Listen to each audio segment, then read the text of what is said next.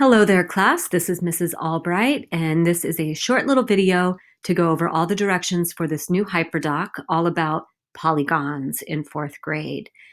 Step one of this Hyperdoc is just understanding what polygons are. What are the rules in order to be classified as a polygon? Once you feel you have an understanding of that, you can do this practice activity. You'll need to double click on this drawing,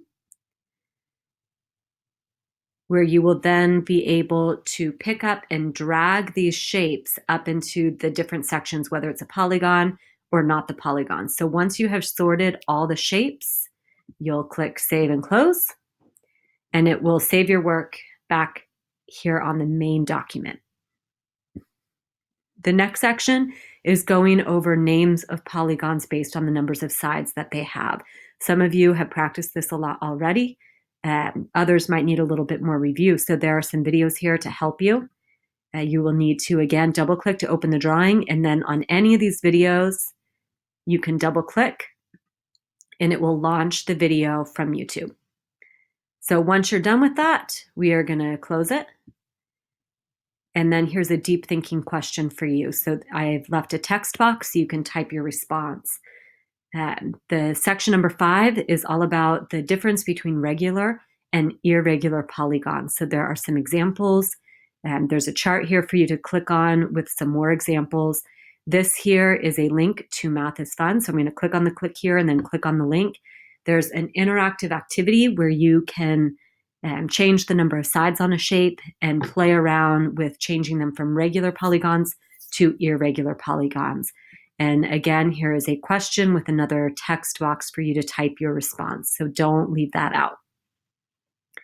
Section 6 is learning all about lines of symmetry. Again, the directions are printed right here. Some shapes have more than one line of symmetry. Some only have one line of symmetry. Once you have an understanding, and I will have a station set up in the classroom where you can practice with these shapes and cut them out and practice folding them. And then there's also a link here to IXL so that you can practice that skill digitally, either at home or here at school. And then finally, quick little assessment for you to create lines of symmetry and draw them.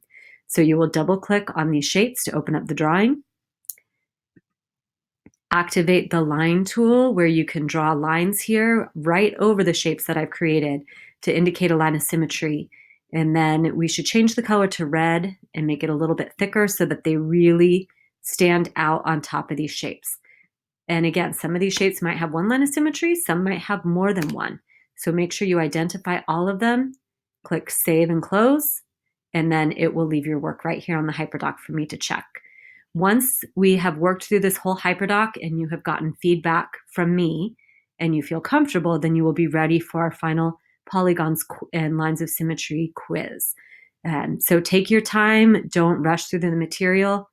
Each part is important, and you will find the link to this Hyperdoc in Google Classroom. Have a great time.